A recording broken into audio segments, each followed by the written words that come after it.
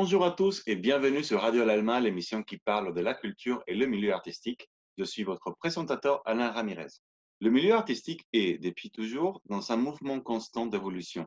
La créativité des artistes produit et reproduit des idées, des mouvements et des volontés de façon permanente. On s'inspire les uns aux autres, on fait des tests, on analyse et on observe. On observe des couleurs, des mouvements, des émotions, des corps, des images. On observe le visible, l'évident, mais aussi l'invisible. Cette semaine, nous parlerons de l'évolution de la scène européenne d'aujourd'hui. Et pour ce faire, nous accueillons Victor Villanueva, qui est doctorant en études théâtrales à la Sorbonne Nouvelle, comédien et enseignant à l'Institut d'études théâtrales. Bonjour Victor. Bonjour, Écoute Victor, merci d'être là. merci à toi. On va travailler sur ce que tu es en train de faire comme recherche. Ça fait un moment que tu es sur cette recherche, tu as fait ton master et ton doctorat. Là, tu arrives à la fin de ton doctorat, donc c'est intéressant de voir un petit peu comment tu arrives à ça, qu'est-ce que c'est que ce sujet. Donc, est-ce que pour commencer, tu pourrais nous raconter un petit peu qu'est-ce que c'est ton sujet, comment tu arrives à choisir ce sujet, quel était l'intérêt de choisir cela? Oui,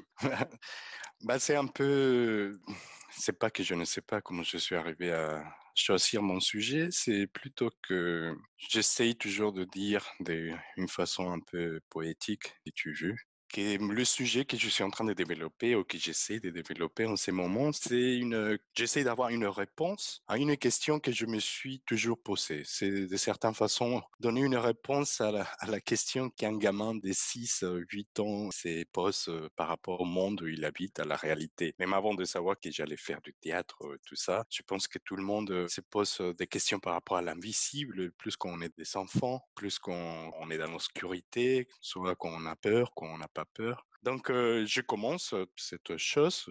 Ça commence, je pense que depuis le master, le MA que je fais, depuis la première mémoire que j'ai fait, je me posais la question sur qu'est-ce que c'était quelque chose qui se présente devant nous, mais qui n'est pas reconnaissable du tout à nous, autant que personne ou que spectateur. Je me suis concentré bien sûr sur les spectateurs. Donc, je me rappelle que là, j'utilisais le terme de la mimésis. Depuis là, j'ai commencé à me poser des questions sur ça. Qu'est-ce que c'était que la mimésis? On se pose toujours des questions par rapport à ça, grâce ou à cause d'Aristote. Parce qu'il n'a pas du tout expliqué qu'est-ce que c'était, lui. Il a juste le dit comme un terme courant pour lui à son époque. Donc, ce que je fais, c'est de contredire ce qu'était la mimésis, si on la voit comme une imitation de la réalité. Et je me suis dit, OK, qu'est-ce qui pourrait être un objet non mimétique ou bien une image non mimétique? Et je commençais à me poser des questions et essayer de donner des réponses à cette question. Finalement, ça a évolué dans mon Master 2. Et là, je me posais plutôt la question, je me suis rendu compte que peut-être la question n'était pas bien posée.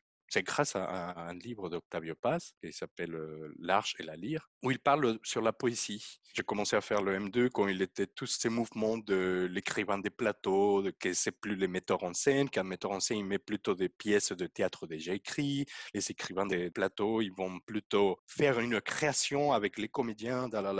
Donc, je me dis, oui, je n'ai pas envie de parler ni d'un ni de l'autre. Donc, en me basant sur cette chose des écrivains de plateau, je me suis dit, peut-être on peut se poser la question de qu'est-ce que c'est que la poésie scénique. Donc, tout cela, je le développais en réfléchissant à ce qu'Octavio Paz il disait sur la poésie. Il nous dit quelque chose comme la poésie, c'est des éléments mimétiques. Donc, il y a des lettres, on reconnaît les lettres.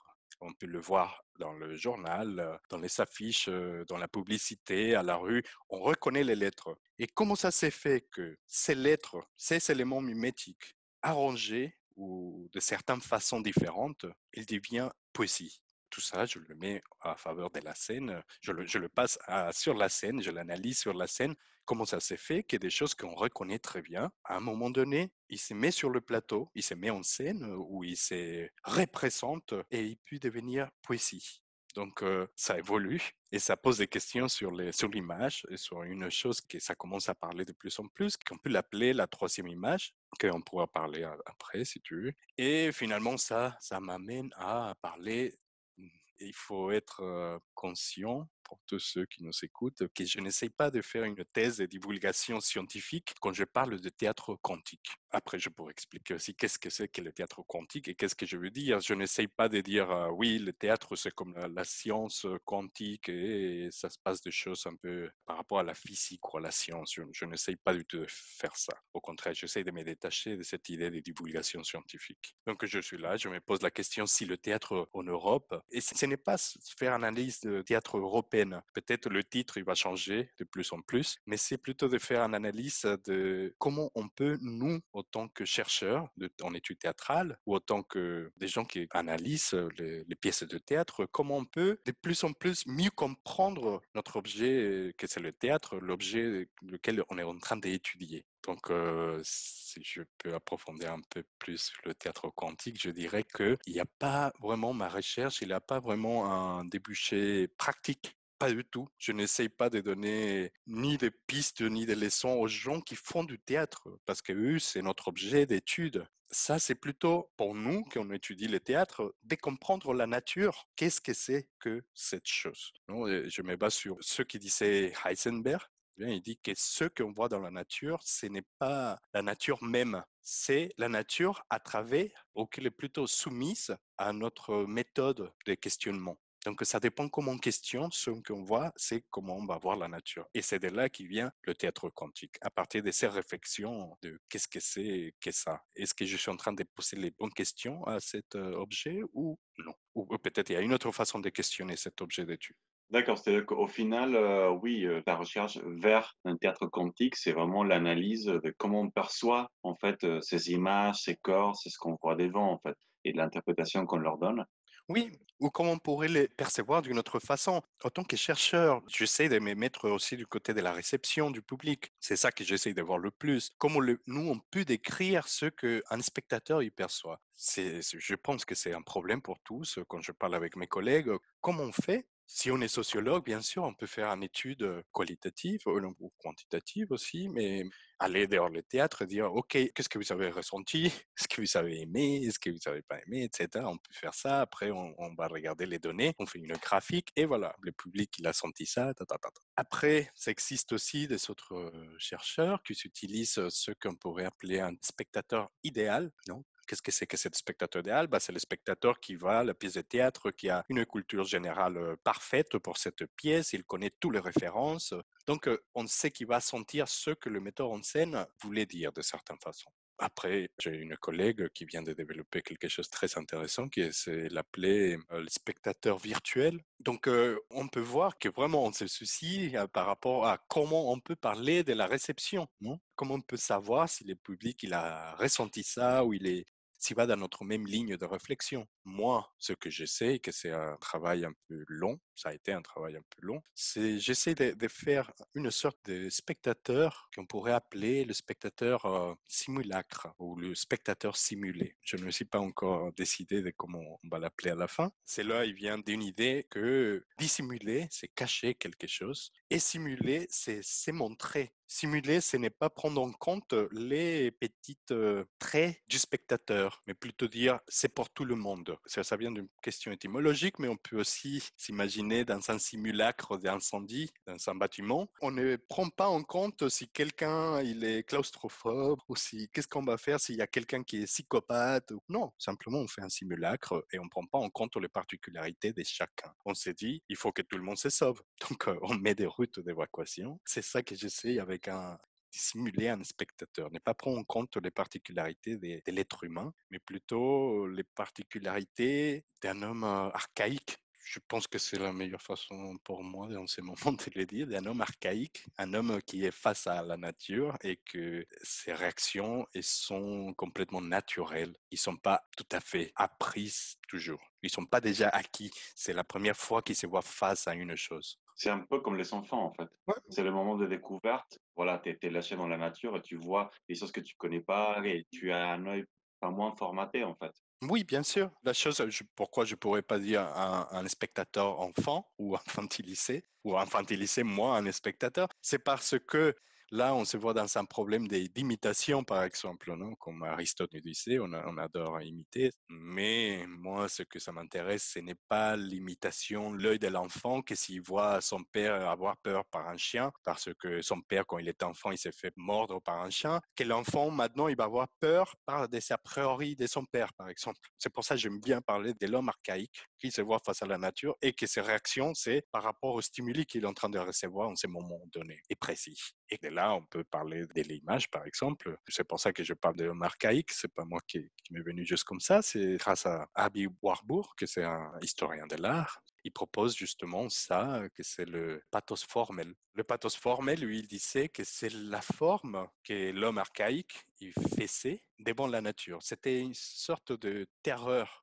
C'est pas la terreur, juste comme ça, c'est l'expérience de la terreur, ou ce que s'il appelait l'expérience phobique de l'homme face à la nature ou à des catastrophes naturelles.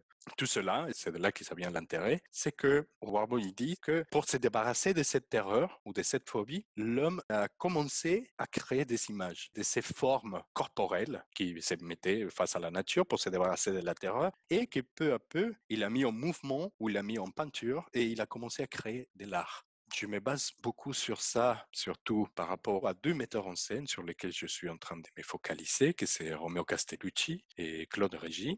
Eux deux, ils rentrent bien dans cette case et beaucoup des autres. Je me suis arrêté à eux deux parce que je ne pourrais pas analyser tout le théâtre du monde. Mais bon, toutes ces lignes, ça va de Aby Warburg, Grotowski, Artaud et on peut s'imaginer très bien si on se met cette base jusqu'à où on peut arriver par rapport à l'image. Et qu'est-ce qui nous raconte cette image en ces moments? Est-ce qu'elle marche? C'est ça les questions de Castellucci surtout. Est-ce que cette image elle continue à marcher? Elle marche toujours pour notre spectateur contemporain? Qu'est-ce qu'on a gardé de cette pathos formelle, de cette expérience phobique en nous? D'accord, parfait. Est-ce que vraiment tu pourrais nous expliquer un petit peu quelles sont les trois images dont tu fais allusion? Là, je peux venir un peu plus vers nous et le dire de façon un peu comme un paradoxe. On peut dire, ça c'est non plus moi, mais je le traduis dans le théâtre, c'est Omika Baba, c'est un sociologue qui parle sur ça dans son livre Le livre de la culture, qu'un artiste va créer toujours dans des interstices. Qu'est-ce que ça veut dire là? On peut dire dans un interstice, dans un espace liminal, il y a un moment où il reçoit quelque chose et il ne sait pas qu'est-ce que c'est. Je donne toujours, quand je parle de ça, c'est l'image d'un éclair. Oh, je ne sais pas si où ce spectateur, si toi, Alain, vous avez déjà été dans un endroit où où il n'est pas éclairé du tout, il y a un orage et tu vois un éclair. Et du coup, c'est comme si la lumière du jour, elle était là. Tu peux continuer à voir cette image que tu as eue. Pourtant, il n'existe plus. Il n'existait que pour quelques dixièmes de secondes. Donc, comment tu peux reproduire cette image? Tu dois la construire forcément dans ton imaginaire, qui peut-être va pas être l'image, ce que j'appelle l'image primordiale. Ce n'est pas tout à fait l'image que l'artiste qu'il a vu cette chose. Non, image, on peut la traduire aussi par émotion, si tu veux. Il faut pas tout à fait que ça soit une émotion comme le pathos formel, que ça soit terreur, non. C'est pour ça que j'ai choisi d'utiliser le mot pathos, que pathos, c'est toute la ligne des émotions sans donner priorité à aucune émotion. Et de là, on peut voir que ça relie à ce que je parlais sur le spectateur simulé ou simulacre. Je ne fais pas des degrés émotionnels, mais je parle des pathos, que c'est toutes les émotions. Donc, il y a l'image primordiale. Donc, qu'est-ce qu'il va faire l'artiste selon Omika Baba et selon tel que je le traduis dans mon raisonnement? C'est qu'il va essayer de créer dans un interstice ou dans un espace liminal où il n'y a rien. Il va devoir chercher son propre pathos formel. Là, on peut parler que chacun, dans chaque artiste, il a son pathos formel de ces moments donnés. Il va devoir le créer. Comment je peux faire, comment je peux me débarrasser de ceci? Ou comment je peux communiquer, si on peut dire ça. Je ne sais pas si on peut parler de communication ou pas, mais comment je me débarrasse de cette chose qui est à l'intérieur de moi. Donc, au moment où il commence à créer dans son imaginaire et c'est là où il vient ce qu'on peut appeler la troisième image de l'artiste. Mais c'est une troisième image parce qu'on va avoir deux momentum de la troisième image. Le premier, ça va être la troisième image de l'artiste qui est dans un moment de congestion, de certaines façons. Elle ne sort pas encore à force d'avoir beaucoup de stimuli ou beaucoup des autres troisième images. Donc, après, quand il arrive sur scène, qu'il a essayé de sortir sa troisième image et tout ça, le spectateur qui regarde ça, le spectateur, il n'était pas là au moment de l'éclairage, de l'éclair, de l'orage, où cette personne a vu pour première fois l'image primordiale. Il n'était pas là au processus non plus. Donc, l'artiste, il a créé sa troisième image et il est là dans un moment présent, en train de regarder ce que l'artiste est venu nous dire. Donc, ça recommence le processus. Le spectateur, il voit une image, il ne sait pas de quoi il est chargé, cette image, mais il le ressent. C'est là où on parle de quelque chose qui est invisible. Qu'est-ce que c'est que ça que je suis en train de voir? Même si on ne se pose pas la question, la chose, il vient vers nous, forcément. Il fait appel à notre propre pathos formel en tant que spectateur et on va créer cette troisième image à nous-mêmes. Que peut-être il y a une relation ou peut-être il n'y a pas une relation du tout par rapport à ce qu'il est en train de regarder. Et la chose que, si on va un peu plus loin, si on parle de Walter Benjamin et de Freud, c'est que cette troisième image, elle ne vient pas à l'instant. Elle peut venir après, des jours après, des années après. Donc, c'est ça qu'à moi, ça m'intéresse voir parce que c'est pour des expériences personnelles d'aller voir une pièce de théâtre et dire, bon, bah, c'était bien, partir. Et une semaine après, la pièce de théâtre revient à moi. Ça remonte. C'est là où j'emprunte le terme de choc que Walter Benjamin nous explique que le choc, ce n'est pas tout à fait une collision, comme on pourrait le dire par rapport à l'étymologie, mais aussi elle peut traverser et nous laisser quelque chose en nous. Maintenant, c'est pas très sympa, mais une sorte de virus. Non, ça tombe très bien, même parce que là, de plus en plus, nous nous posons des questions, des choses que l'on ne peut pas voir, mais qui existent, que tout le monde maintenant, il est en train de dire qu'il existe et qu'il est là sur la surface. Donc, c'est une chose qui commence à grandir en nous et puis nous donner de la terreur ou voilà. Donc, c'est surtout ça. C'est me poser la question de qu'est-ce qui se passe avec ce type de choses qui revient, qui remonte et comment le spectateur crée pas tout à fait à la fois dans le spectacle. Il est très joli de dire en théâtre, non, c'est le spectateur émancipé, c'est lui qui est en train de réfléchir. Mais des fois, non, des fois, on sort et on va commencer à créer dehors. Dès là, on pourrait commencer à parler du théâtre quantique, mais peut-être on pourrait faire une autre émission par rapport à ça. Bah écoute, avec plaisir. Du coup, oui, on est arrivé à la fin de l'émission. Donc, je veux bien qu'on garde ça pour dans quelques mois. Comme ça, les gens auront le temps de réfléchir et de digérer cette information. On va laisser cette réflexion, ce choc chez les gens qui nous écoutent. Et dans quelques mois, oui, volontiers, oui. Comme ça, on peut continuer à réfléchir avec toi. Parfait. Je te remercie d'avoir été ici pour parler un peu de ta thèse. Ben, merci à toi. J'invite à tous ceux qui nous écoutent à être attentifs au travail qu'ils font les gens dans le monde de la recherche. C'est toujours très intéressant. Il y a plein de façons de traiter les choses et c'est un délice de pouvoir justement dire des choses bien différentes, parfois sur le même sujet, parfois sur des sujets qui se rejoignent. Donc voilà, la recherche est assez riche en fait. Alors n'hésitez pas à faire un petit tour dans les bibliothèques, chercher des thèses, des essais, enfin ce que vous voulez, hein. Mais ne vous arrêtez pas de lire et de vous cultiver. Je vous invite aussi, bien sûr, à cliquer sur le bouton souscrire, partager, commenter, liker la vidéo, voilà. Si vous laissez des commentaires, je vais bien sûr les faire passer à Victor pour qu'il puisse vous répondre s'il peut. Yes. Et je vous retrouve très vite pour un nouvel épisode. À bientôt!